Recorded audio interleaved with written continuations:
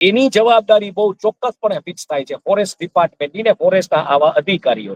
હવે આમાં શું થયું છે એ તપાસનો વિષય છે, અને એ ડેફિનેટલી આપણે નિલેશભાઈ બેલાને જઈને પૂછ્યું છે કે તમે કેમ આ વિડીયો હટાવવાનું કીધું જ્યારે તમારી પાસે આ સત્તા નથી? તમે કેમ એફઆઈઆર કરવાની ધમકી દીધી? તમારી પાસે આની કોઈ સત્તા જ નથી. સારામાં સારા લીગલ નિષ્ણાતોને આપણે વાત કરી છે, એનો અભિપ્રાય લીધો છે, એ લોકોએ બહુ સ્પષ્ટપણે કહ્યું કે રેન્જ ફોરેસ્ટ ઓફિસરની આ સત્તા જ નથી. તો આ શું કામ થયું છે? આ બહુ ઇન્ટરેસ્ટિંગ. અને જયારે આપણે આ વિસ્તારમાં આવ્યા છીએ તો ઘણી બધી વાતો આપણી પાસે આવી રહી છે, બરાબર છે.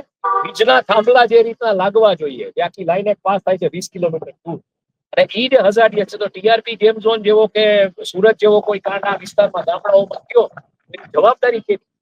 એટલે આમાં કેટલાય ડિપાર્ટમેન્ટ, રેવન્યુ, ઇલેક્ટ્રિસિટી ડિપાર્ટમેન્ટ, પછી આઈ મીન ફિશરીઝ ડિપાર્ટમેન્ટ, ડીપીસીબી, તમામ સંસ્થાઓ, સોલ્ટ કમિશનરેટ, ફોરેસ્ટ, આ બધા આવેલા 15 ખાતાઓ, એમએલએ એમપી ની ઓફિસીસ, પ્રાંત અધિકારીની ઓફિસ, આ બધાએ જવાબ આપવો પડશે.